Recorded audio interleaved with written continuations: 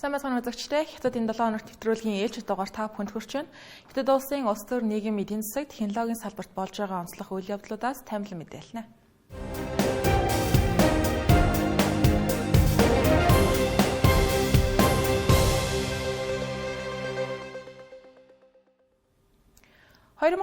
Хятад улсын хот тун чухал жил энэ жил Хятад улсын 15 дахь удаагийн 5 жилийн төлөвлөгөө боловсруулагдана. Хятадын коммунист намын 20 дахь удаагийн сонгуулийн төв хорооны 4-р бүгд хурал Бээжин хотнод даваагаар ихтгэлсэн. Энэхүү хурлаар Хятадын эрх баригчид 2026-аас 2030 оны нийгэм эдийн засгийн хөгжлийн гол чиглэлүүдийг тодорхойлох 15 дахь удаагийн 5 жилийн төлөвлөгөөг хэлэлцэнэ. Хурлын өмнө бэлтгэл ажил болгож өнгөрсөн 7 хоногт ерөнхий сайд Ли Цзян төрийн зөвлөлийн хуралдааныг даргалж судлаад шинжээчид салбарынхны байр суурийг сонссон байна. Бүгд найрамдах Хятад ард улсын төрийн зөвлөлийн ерөнхий сайд Ли Цзян төрийн зөвлөлийн хуралдаанаар эдийн засгийн бүтцийн шинжилэл, ногоон хөгжлийг хурдасгах, үйлдвэрлэлийн чанарыг ахиулах зорилт дэвшүүллээ. Мөн хуралдаанд логистикийн салбар, дотоодын эдийн засгийн эргэлтийг хөнгөвчлөх, орчин үеийн аж үйлдвэрийн системийн хөгжлийг дэмжих чухал үүрэгтэйг онцолж, зардлыг өргөжлүүлэн бууруулж, чанар, үр ашгийг дээшлүүлэхийг уриалав.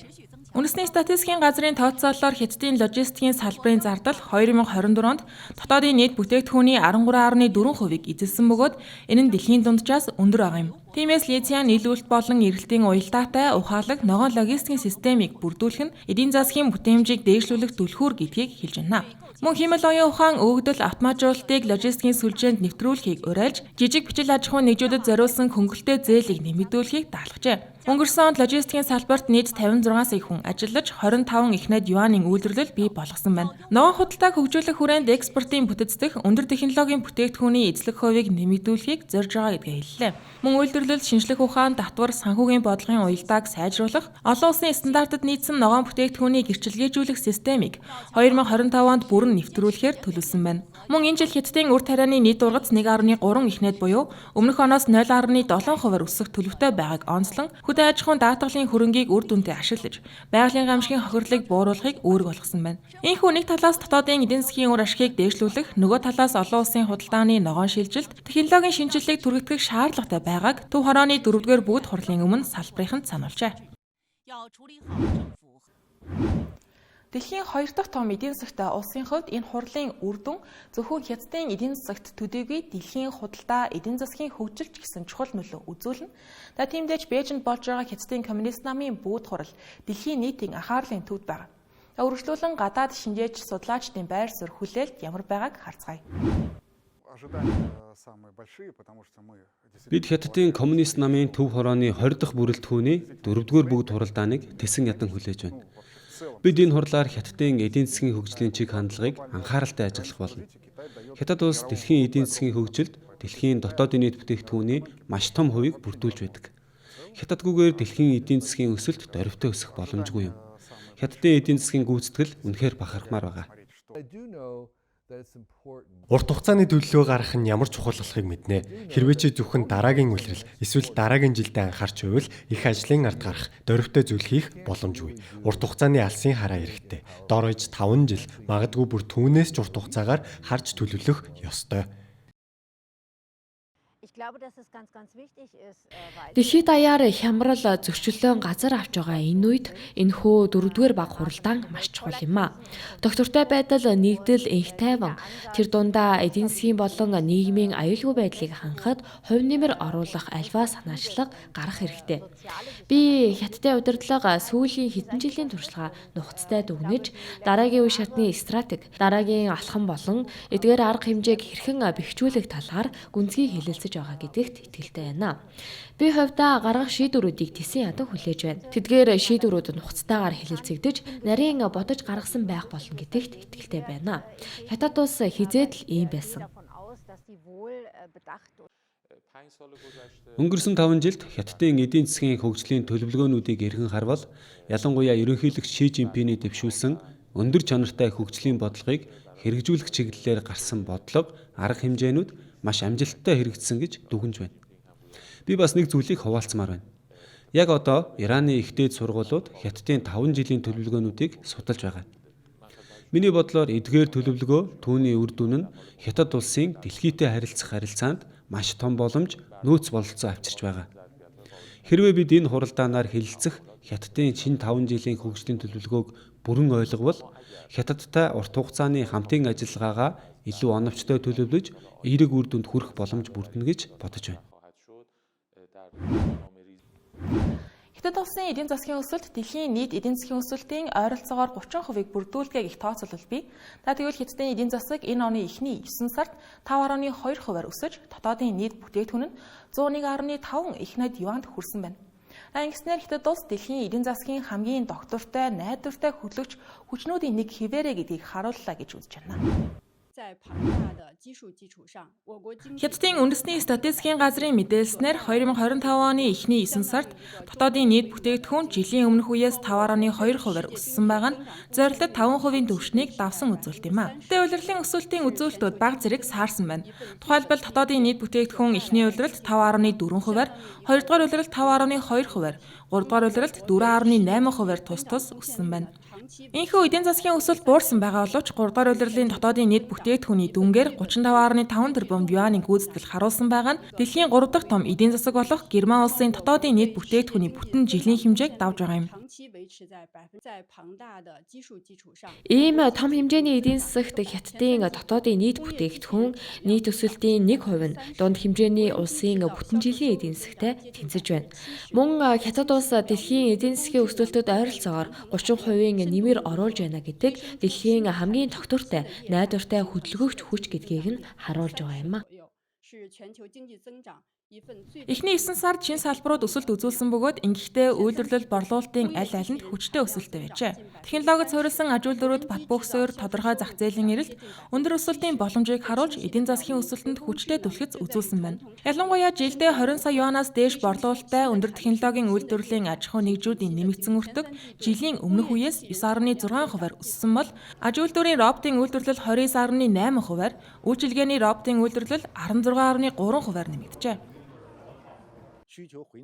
Зах зээлийн эрэлт илүү хурдтай сэргэж, аж үйлдвэрийн бүтцийн шинжилэл түргэсж байна. Энэ чиг хандлах нь 4-р улирал тогтвортой өсөлтийг хадгалахад чухал үүрэгтэй төдийгүй 14 дахь 5 жилийн төлөвлөгөөг амжилттай хэрэгжүүлж дуусгах, нийгмийн эдийн засгийн нийт зорилтуудад хүрэхэд шийдвэрлэх нөлөө үзүүлэх болно.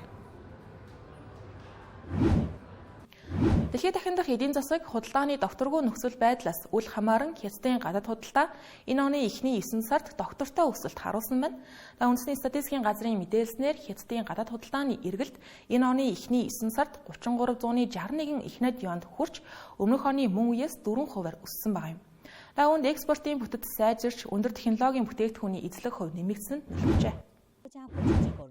2025 он гарснаас хойших 1-9 сарын хугацаанд Хятад улсын экспорт 7.1%-аар нэмэгдэж, ингэхдээ зөвхөн 9 сард л гэхэд импорт болон экспортын нийлбэр хэмжээ 8%-аар өссөн байгаа нь энэ оны хамгийн өндөр сарын өсөлтөнд тооцогджээ. Хятадын экспортын бүтэц мэдэгдэхүйц өөрчлөгдөж байна. Экспортын дийлэнх нь одоо энгийн түүхийд хэрэглээний бараа биш, харин өндөр үнэтэй тоног төхөөрөмж, капиталын бүтээгдэхүүн болж байна. Энэ нь Хятадын үйлдвэрлэлийн өрсөлдөх чадвар ахисны илрэл юм. Хятад улс дараагийн үеийн ухаалаг цахилгаан автомашин, литиум батарей, хүний хэлбэртэй робот зэрэг дэвшилтэт салбаруудад тодорхой анхдагч давуу талыг эзэмшиж байгааг харуулж байна. Хятадын экспортын зах зээлийг төрөлжүүлэх бодлого идэвхтэй хэрэгжиж байгаа нь экспортын өсөлтөнд төдийгүй бүс нутгийн болон дэлхийн эдийн засгийн идэвхэд чухал хувь нэмэр оруулж байгааг шинжээчид онцолж байна. Хятадын экспорт өссөн ч энэ өсөлт ихэнхдээ Америкийн нэгдсэн улсаас бусад бүс нутаг руу чиглэж байна. Европын холбоо, Зүүн Өмнөд Аз, Латин Америк, Афри руу гарч буй экспорт мэдэгдэхүй өсөж байгаа. Зүүн Өмнөд Азийн бүс нутгийн хамтын ажиллагааны нийгэмлэгийн орнуудтай хийж буй худалдааны өсөлт одоо ч дунд шатанд байгаа буюу 2 онтой тоон өсөлттэй байна. Хятад улсын гадаад худалдаа энэ хэвээр доктортой өсөж байгаа нь чухал. Учир нь Хятад улс Аз дэвийн хамгийн том эдийн засагтай улс тул гадаад худалдаанд сайн байх нь бусад улс орнуудтай ч эерэг нөлөө үзүүлнэ. Дотоодын хувьд хэрэглээний зах зээл сэргэж байгааг эдийн засгийн үзүүлэлтүүд харуулж байна. Он гарснаас хойших эхний 9 сард Хятадын хэрэглээний барааны нийт жижиглэнгийн борлуулалт 36.5 их найд юанд хүрч жилийн өмнөх үеэс 4.5%-аар өссөн байгаа юм. Ийхүү Хятадын гадаад худалдаа болон дотоод хэрэглээний үзүүлэлтүүд оны эхний 9 сард эдийн засгийн уян хатан байдал, бүтцийн шинжилгээг зэрэг илэрхийлж, дэлхийн эдийн засгийн өсөлтөнд чухал нөлөө үзүүлжээ. Хотоодын нийт бүтээгдэхүүн гадаад худалдаа сайн байгаа боловч Хятадын залуучуудын ажилгүйдлийн түвшин асуудал хэвээрээ байна. Энэхүү үзүүлэлт өнгөрсөн сард бага зэрэг буурсан ч ажил олдох боломж хязгаарлагдмал хөдөлмөрийн зах зээл хэд өрсөлдөөнтэй хэвээр байгааг хэлж байна. Хятад улсын 16-аас 24 насны их сургуульд сурдаггүй залуусын ажилгүйдлийн түвшин 9-р сард 17.7% болж буурсан талаар үндэсний статистикийн газрын мэдээлэл дурджээ. Энэ нь өнгөрсөн 8-р сард бүртгэгдсэн 18.9%-ийн үзүүлэлтээс бага зэрэг буурсан дүн байгаа юм. 8-р сарын үзүүлэлт 2023 онд ажилгүйдлийн судалгааны аргачлалыг шинжилснээс хойших хамгийн өндөр түвшинд хүрээд байсан. Тухайн үед ихтэй сургуулийн 12.2 сая төгсөгч хөдөлмөрийн зах зээлд шинээр орж ирсэн нь аль хэдийн сул дорой байсан ажлын байрны нөхцөлд нэмэлт дарамт учруулсан байна. Олон төгсөгч өөрийн ур чадвар хүлээлтэн тохирох ажил олоход хүндрэлтэй байгааг илэрхийлж байгаа юм. Ирэх төрийн албаны шалгалтанд олон залуу төгсөгч оролцохоор төлөвлөж байгаа. Энэ удаагийн шалгалтаар улсын хэмжээнд нийт 38,100 хүн элсэхээр төлөвлөсөн байна.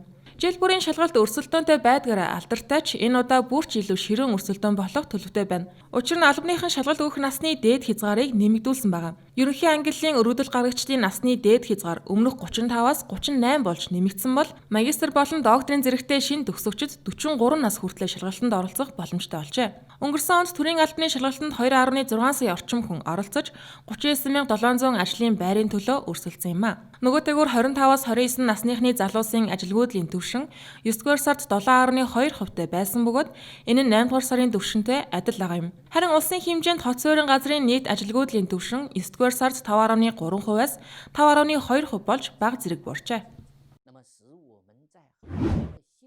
Хятадын эрх баригчид эх 5 жилийн төлөвлөгөөг хэлэлцэж байх зуур өнгөрсөн 5 жилийн хугацаанд технологийн хөгжил дэвшил хэрхэн эдийн засгийн гол хөдөлгөгч хүчин зүйл болж байгааг CGTN агентлагийн сэтгүүлчид сурвалжиж ирүүлснийг та бүхэнд хүргэх гэж байна.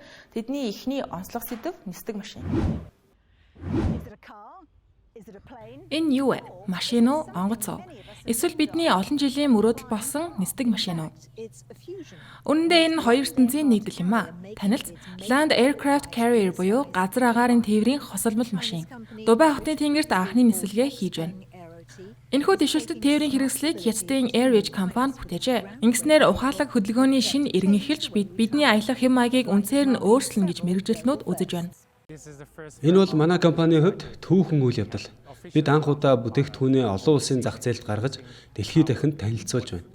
Мөн энэ бол Араб улс орнуудын бүс нутагт хийгдсэн анхны бодит хүн оролцсон нислэг болж байгаа нь онцгой ач холбогдолтой юм а.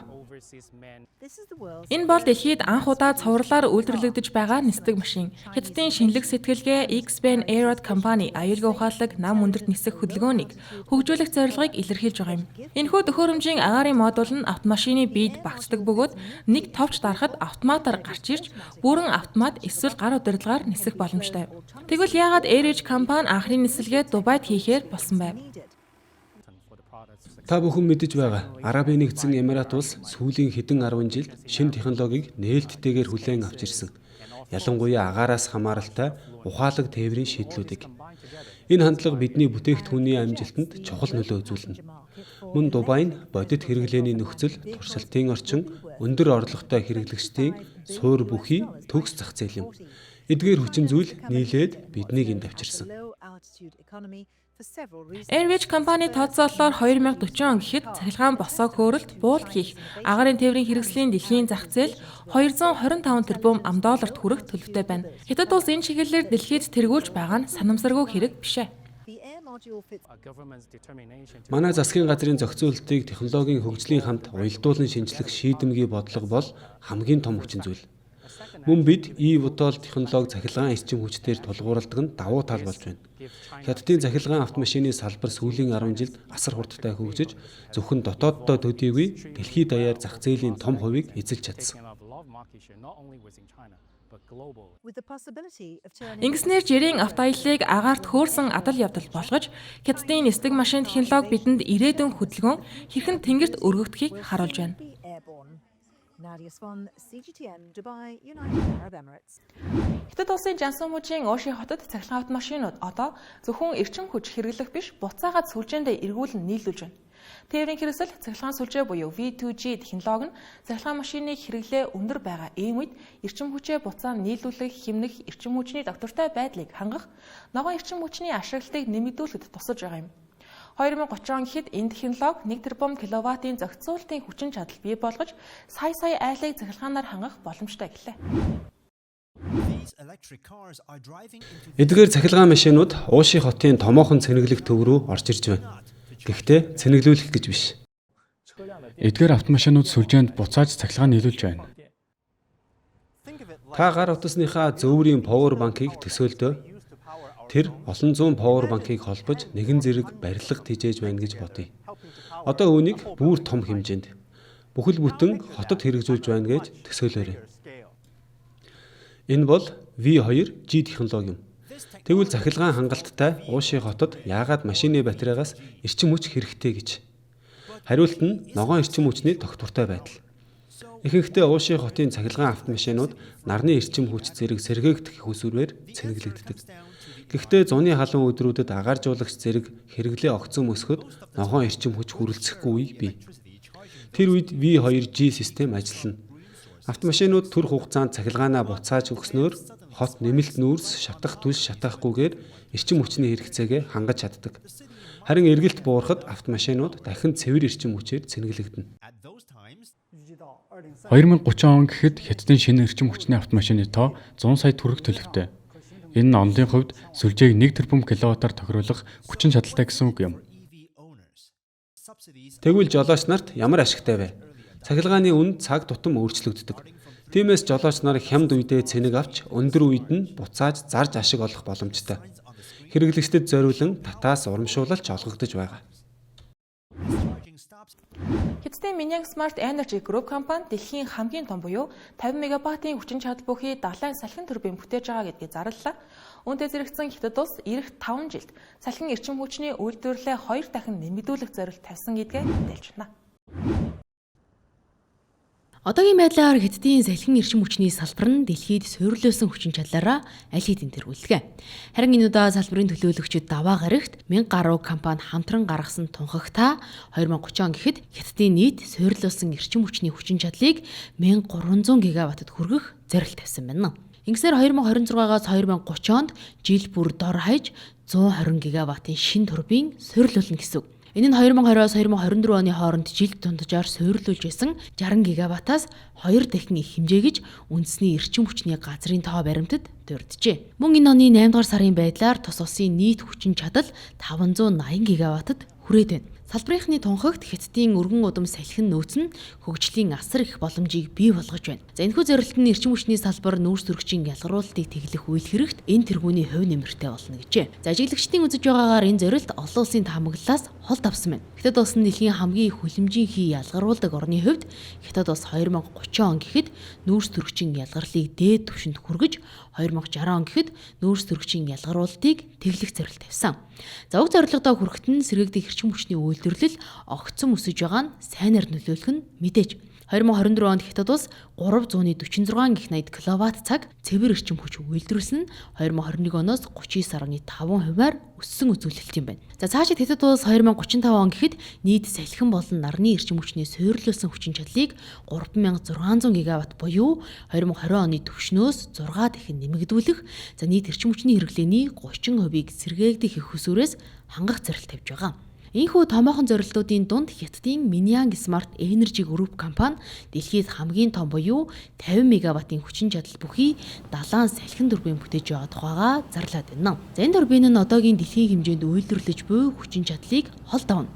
Компани дарга Жан Чуанмэгийн хэлснээр 2026 онд Гуандун мужийн далайн боомтод анхны үйлдвэрлэлийг эхлүүлэх бөгөөд эхний ээлжинд жилдээ 50 ширхэг турбин үйлдвэрлэх хүчин чадалтай байх бол дараагийн шатанд энэ тоо 150-д хүрэх төлөвтэй байна. За мөн шинэ турбины өртөг Европын далайн салхин турбинуудын үнээс хавьгүй хямд байх аж. За 1 киловатт хүчин чадлын өртгийг 10,000 юан буюу ойролцоогоор $1404 $, хэтрүүлэхгүй байхаар төлөвлөсөн нь Европт одоо ашиглаж буй турбинуудын $7,000 өртгөөс даруй 5 дахин бага юм а.